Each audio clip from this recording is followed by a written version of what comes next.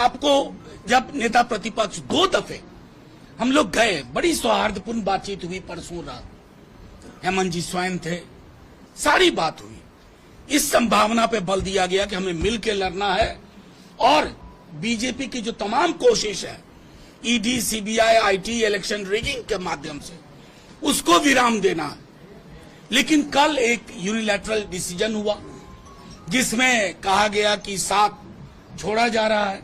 शाम तक जब हम दोबारा बातचीत के लिए गए, जिसे मैं उतना सौहार्दपूर्ण नहीं मानूंगा, लेकिन उसमें जो व्यक्ति बातचीत के लिए थे हमारे वरिष्ठ नेताओं के साथ, हमारे प्रभारी हैं, केंद्रीय मंत्री रहे हैं, कई बार के विधायक रहे हैं, लेकिन थोड़ा कष्ट हुआ इसलिए कि अपने लोग हैं जिनके साथ मिलकर के हमने झारखंड में एक नई राजनीति की कल्पना की थी।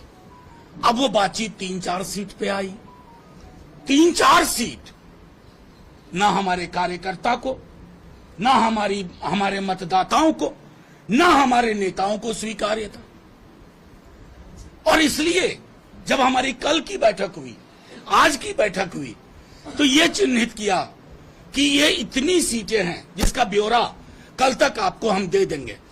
हम महागठबंधन को 60 से 62 सीट पे मदद करेंगे, झारखंड मुक्ति मोर्चा और कांग्रेस को। लेकिन हमारी जहां मजबूत दावेदारी है, जैसे मैं एक छोटा उदाहरण दूं आपको, 14 में हम एक भी सीट नहीं जीते, ये सच है। लेकिन उससे बड़ा सच है कि एवरेज वोट जहां हम नंबर 2 पे रहे 23% से ज्यादा था। कितने दलों के पास, कितने लोगों के पास?